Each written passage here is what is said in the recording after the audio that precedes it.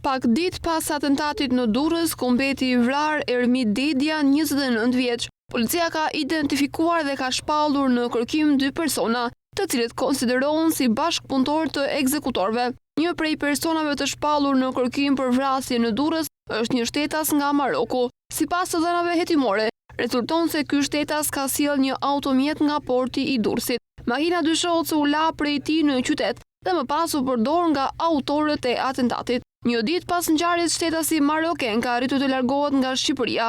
Ai ka përdorur aeroportin e Rinasi dhe është nisur drejt Italisë. Ndërkohë në kërkim është shpallur edhe një shtetas shqiptar, i dyshuar për përfshirje në të njëjtën ngjarje kriminale. Mësohet se personat e shpallur në kërkim kanë siguruar automjetin dhe kanë bashkëpunuar ngushtë me ekzekutorët, të cilët mendohen të kenë qenë 2 persona të tjerë. Për shkak të angazhimit intensiv të 29 vjeçarit në aktivitete të ndryshme kriminale përgjatë viteve të fundit, policia ka ngritur disa pista hetimi, të cilat janë bërë shkak për ekzekutimin e Ermit Dedjas, personazh i njohur jo vetëm për policinë lokale. Krimi ndodhi në 20 maj, kur Ermit Dedja sapo kishte zbritur nga makina në lagjen ku dhe banonte në qytetin Bregdetar. Mësohet se ai fillimisht mbeti i plagosur dhe kanë qenë banorët e zonës në vendin e ngjarjes, të cilët e transportuan për në spital. Por për shkak të plagëve të marra, 29 vjeçari ndëroi jetë. Po ashtu mësohet se plumbat e Kalashnikovit kanë prekur edhe qendrën shëndetësore që ndodhej pranë vendit të ngjarjes. Policia ka sekuestruar edhe kamerat e sigurisë të ndodhura në zonë për të hedhur dritë mbi identifikimin dhe më pas kapjen e autorëve.